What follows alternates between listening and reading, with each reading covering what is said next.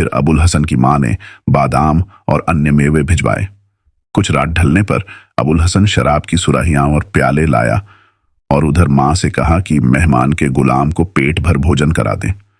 फिर उसने एक प्याला भरकर खलीफा को दिया और खलीफा के पीने के बाद प्याले में बची शराब खुद पी गया। खलीफा ने भी इसके जवाब में ऐसा ही किया।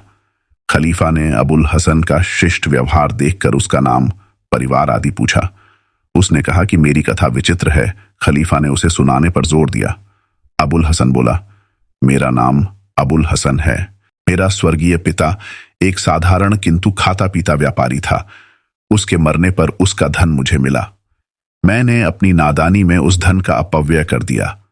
मेरे पास कई दुष्ट प्रकृति के लोग मित्र बनकर आ गए और मैंने उन पर अपना सारा धन लुटा डाला। जब मेरे पास कुछ नहीं रहा और उन्होंने देखा कि मैं अंदर से ढोल की तरह खोखला हो गया हूं, तो उन्होंने मेरे घर आना जाना छोड़ दिया। मेरे पास धन की कमी हो गई थी, इसलिए व्यापार करने के लिए मैंने उनसे उधार मांगा, किंतु सभी ने मुझे ढाता बताया। मैंने समझ लिया कि यह सभी लोग बड़े स्वार्थी और लज्जाहीन हैं। मैंने भी उनसे संबंध तोड़ लिया और प्रण किया कि बगदाद के कमीने निवासियों से कोई सरोकार नहीं रखूंगा। हर रात को एक परदेसी को अपने साथ लाकर भोजन कराऊंगा और सवेरे उसे विदा करने के बाद उससे भी आगे के लिए कोई संबंध नहीं रखूंगा। इसी तरह मैं आज तुम्हें लाया हूं। खलीफा अबुल हसन की बातों से बहुत खुश हुआ। उसने कहा, भाई, तुमने यह बड़ा अच्छा किया कि ऐसे स्वार्थी और नीच मित्रों का साथ छोड़ दिया।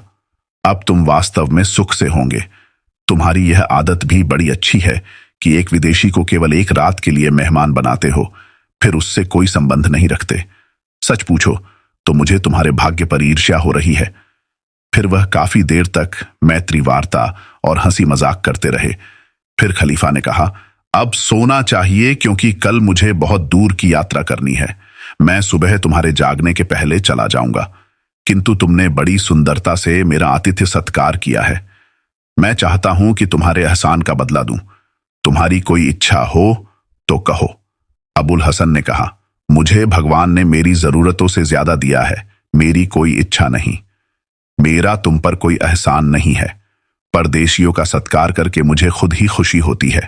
यह तो तुम्हारी कृपा है कि तुमने मुझे वह खुशी दी है। खलीफा ने कहा, फिर भी तुम्हारी कोई इच्छा तो होगी ही। अबुल हसन ने कहा, मेरी इच्छा सुनोगे तो मुझ पर हंसोगे और मुझे पागल समझोगे।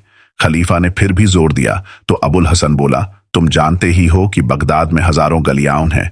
प्रत्येक गली में एक या एक से अधिक मस्जिदें हैं।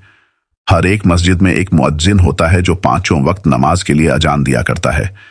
इस गली की मस्जिद का मुअज्जिन एक बूढ़ा है। वह बड़ी दुष्ट प्रकृति का आदमी है और मोहल्ले वालों की हानि करके और उन्हें कष्ट देने के उपाय सोचता रहता है। उसके 4 साथी भी हैं जो उसकी दुष्टता में उसका साथ देते हैं।